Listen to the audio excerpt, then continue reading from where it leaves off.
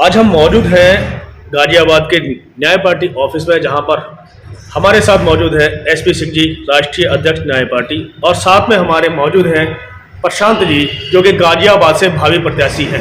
हम बात करेंगे अभी मौजूदा स्थिति को लेकर के। इस समय एक बड़ी ही हलचल है देश में। हलचल ये है कि मोदी जी, जो कि लगातार अपनी हठधर्मी के साथ 1 साल तक 3 कृषि काले कानून उस पर जिद पर अड़े रहे और वापस लेने की बात नहीं की। अचानक आखिर उन्हें ऐसा क्या हुआ जिसकी वजह से वो सुबह सुबह किसानों के बीच पहुंचते हैं और ऐलान कर देते हैं कि मैं ये काले कानून वापस ले रहा हूं। सीधे बात करेंगे हम एसपी सिंह साहब से, जो कि राष्ट्रीय अध्यक्ष हैं न्याय पार्टी के। सिंह साहब, क्या लगता है कि आपको जिस तरीके से मोदी जी ने हठधर्मी करने के बावजूद एकदम किसानों के साथ अचानक आकर के वो फैसले जब भी लेते हैं अचानक लेते हैं, चाहे वो नोटबंदी का मामला हो, जीएसटी का मामला हो, चाहे ये किसान काले कानून वापस लेने का मामला हो, क्या वजह हो सकती है? जी देखिए, सबसे बड़ी बात यह है कि मोदी जी ना तो किसानों के बीच में जा गए और ना किसानों से उन्होंने बात की। यदि इस फैसले की घोषणा वो किसानों के प्रतिनिधि मंडल के साथ जाकर के करते या किसानों के बीच में जाकर के करते, तब भी ऐसा लगता कि एक लोकतांत्रिक प्रणाली का उन्होंने अनुसरण किया है, क्योंकि उन्हें चौंकाने वाले निर्णय लेने की आदत है और वो हमेशा देश को अपने निर्णयों से चौंकाते रहे हैं। चाहे वो नोटबंदी का निर्णय हो, चाहे वो जीएसटी का निर्णय हो, चाहे वो तालाबंदी का निर्णय हो, चाहे वो सीईए का निर्णय हो, चाहे 370 हटाने का निर्णय हो। मोदी सरकार जो है हमेशा जो निर्णय करती है और उसे जनता के समक्ष जब प्रस्तुत करती है, वो तो टीवी के माध्यम से और चौंकाने वाले अंदाज में, फिर चाहे उससे अफरा तफरी फैले, चाहे उससे आंदोलन जन्म ले, चाहे उससे अराजकता फैले, चाहे किसी भी तरह की अव्यवस्था फैले, लेकिन इनका जो अंदाज है, इन सरकार का जो अंदाज है, वो एक चौंकाने वाले निर्णय लेने का अंदाज है और उसी तरह से वो निर्णय एकदम से जनता पर थोप देते हैं। ये बगैर सोचे समझे या बिना अपने सिस्टम को लिए हुए, विश्वास में लिए हुए, ना अपने सरकारों को विश्वास में लिए हुए।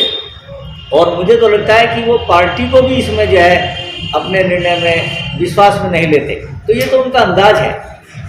क्या लगता है कि आपने अभी साफ कहा कि उनका जो अपना है हठधर्मी वाला,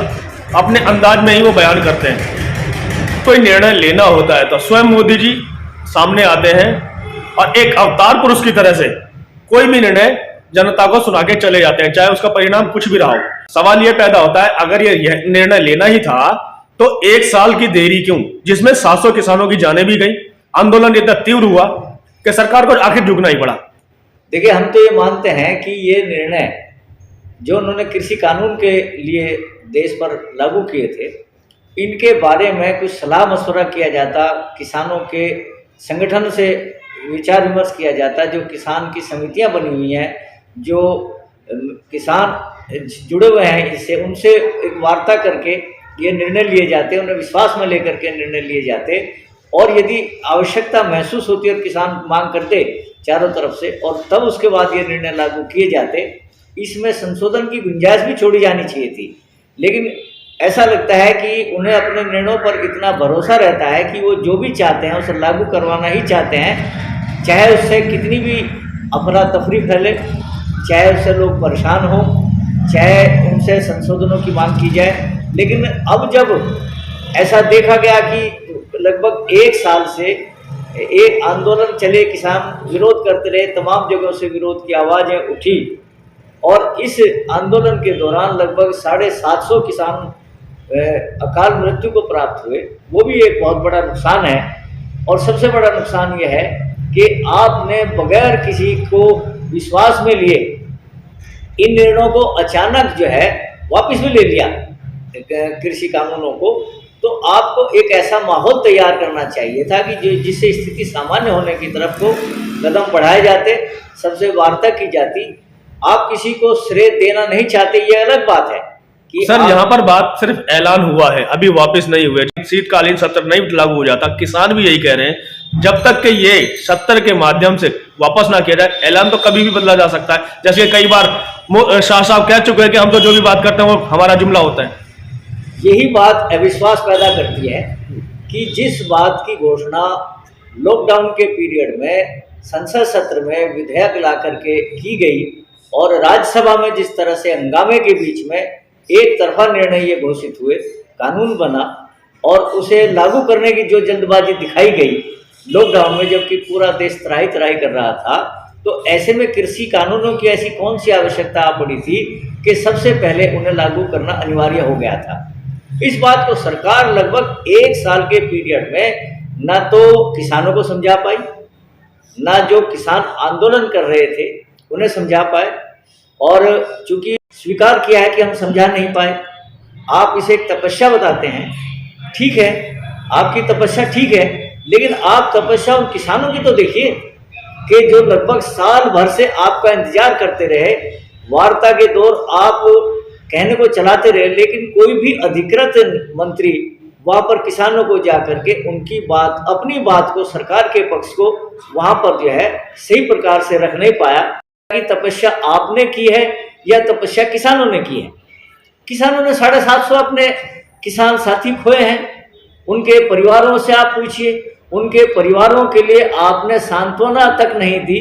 कभी संसद में शोक श्रद्धांजलि अर्पित उन्हें नहीं की गई, आपके किसी मंत्री ने जाकर के उनके बीच में जाकर के उनके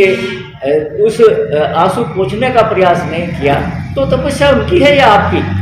सर, अभी 2022 में चुनाव है और यहाँ यूपी में लगभग सभी दिग्गज पार्टियां अपना अपना पक्ष रखेंगी, चुनाव लड़ेंगी। आपकी सीधी लड़ाई किससे है? देखिए, हमारी तो सीधी लड़ाई सत्ता से है। जो अव्यवहारिक रूप से ये सत्ता चल रही है, बिना किसी जन आधार के, जनाधार इस तरह से तो है कि आपको सत्ता में जनता ने सत्ता सौंपी है, लेकिन आप विश्वास धीरे धीरे खोते जा रहे हैं और आपका जनाधार इस समय नहीं रह गया है। तो हमारी लड़ाई सीधे सत्ता से है। इनके जो निर्णय हैं, गरीबों के विरुद्ध इनके जो निर्णय है, ओबीसी वर्ग के खिलाफ इनके जो निर्णय है, इनके मध्यम वर्ग की कमर तोड़ने के खिलाफ जो निर्णय है, इनके जो है जो सरकारी संपत्तियां बेचने, नीलाम करने, गिरवी रखने के लिए जो इनका संकल्प है, हमारी लड़ाई सीधी इनसे है और हम देश के आगामी भविष्य को बचाना चाहते हैं, इसलिए हमारी सीधी लड़ाई इनसे ही है।